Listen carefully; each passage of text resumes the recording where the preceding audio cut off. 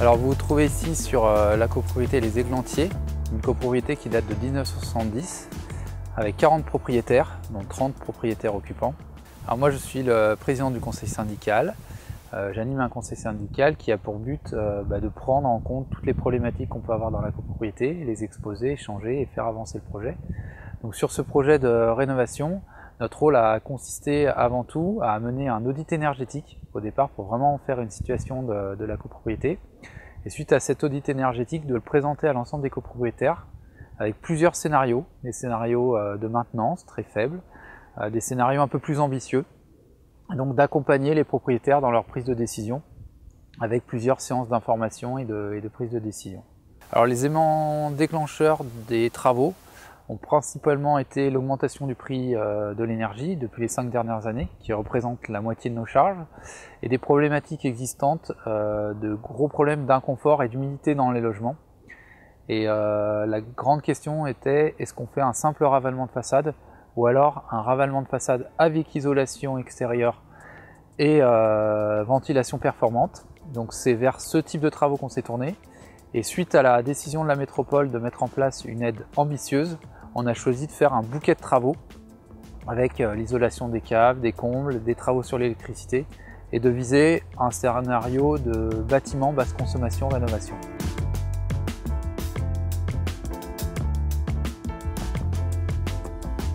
Alors la métropole, dans le cadre de son plan climat, souhaite avoir une politique de rénovation thermique de l'habitat, parc social, parc privé, importante.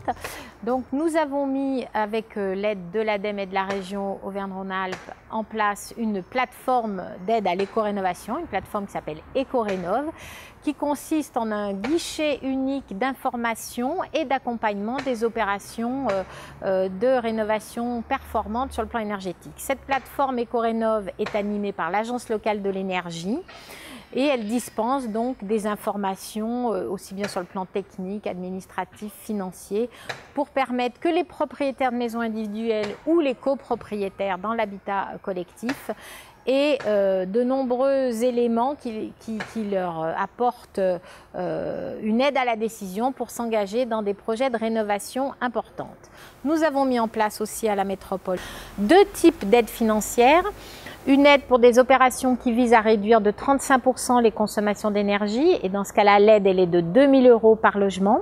Et une aide plus importante pour des opérations plus ambitieuses qui consiste à atteindre le niveau bâtiment basse consommation.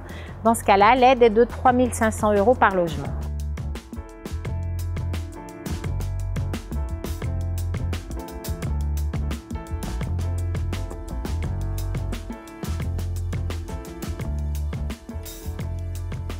Il s'agit d'un projet de rénovation énergétique globale avec donc une isolation thermique par l'extérieur qui a été réalisée sur les parements extérieurs avec 16 cm d'isolant. Nous avons également isolé les sous-faces des caves, enfin les plafonds des caves, et puis l'ensemble des combles sur lesquels on a mis 36 cm d'isolant avec un coefficient thermique de 7,5 puisque nous sommes en rénovation BBC. L'isolant extérieur, c'est un polystyrène avec des bandes de recoupement en laine de roche sur chaque niveau. L'isolant thermique qui a été installé en sous-face des caves, c'est une laine de laitier, une laine minérale. Et puis dans les combles, donc c'est de la ouate de cellulose qui a été mise en place.